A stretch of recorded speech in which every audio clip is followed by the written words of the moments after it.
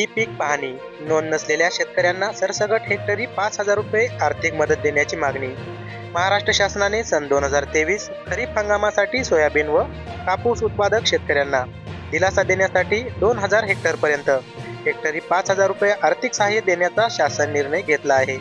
परंतु त्या निर्णयामध्ये ई पीक पाहणीद्वारे पिकाची नोंद न केलेल्या शेतकऱ्यांना ही मदत मिळणार नाही अशी अट घातल्यामुळे नांदेड जिल्ह्यासह राज्यातील हजारो शेतकरी यापासून वंचित राहणार असल्यामुळे ई पीक पाहणी नोंद करण्याची अट रद्द करून सरसकट शेतकऱ्यांना मदत देण्यात यावी अशी मागणी भारतीय जनता पार्टी नांदेड महानगर उपाध्यक्ष बालाजी सूर्यवंशी यांनी नांदेड जिल्हाधिकाऱ्यांमार्फत मुख्यमंत्री एकनाथ शिंदे यांच्याकडे निवेदनाद्वारे केली आहे।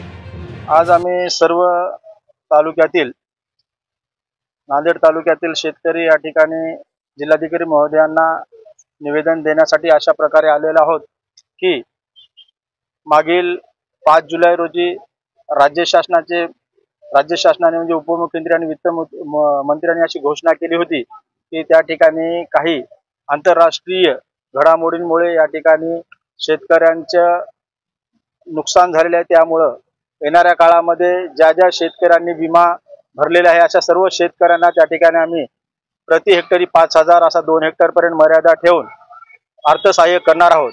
पण या 2-3 दिवसामध्ये त्या शेतकऱ्यांच्या खात्यावर पैसे पडलेले आहेत ज्यांनी ई पीक पाहणी ॲपद्वारे त्या ठिकाणी शेतकऱ्यांनी नोंद केली होती।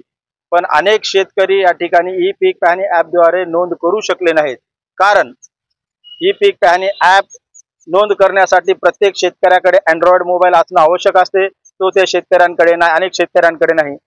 एखाद्या शेतकऱ्यांकडे अँड्रॉइड मोबाईल असेल तर त्यांना त्या प्रकारची तांत्रिक माहिती नाही की कशा प्रकारे त्या ठिकाणी ॲपद्वारे आपण आपल्या लागवडीची नोंद करावी। त्यामुळे त्या ठिकाणी तो शेतकरी देखील वंचित राहिलेला आहे। ज्यांना माहिती आहे परंतु अनेक शेतामध्ये जाऊन जिओ टॅगिंगच्या रूपाने त्या ठिकाणी नोंद करणे आवश्यक असते, पण अनेक शेतामध्ये रेंज नसल्या कारणाने त्या शेतकऱ्यांनी देखील नोंद करू शकले नाहीत। अशा आणि अनेक अडचणींमुळे आपल्या नांदेड जिल्ह्यातील तालुक्यातील जवळपास 50% शेतकरी या अर्थसहाय्यापासून वंचित राहिलेले आहेत।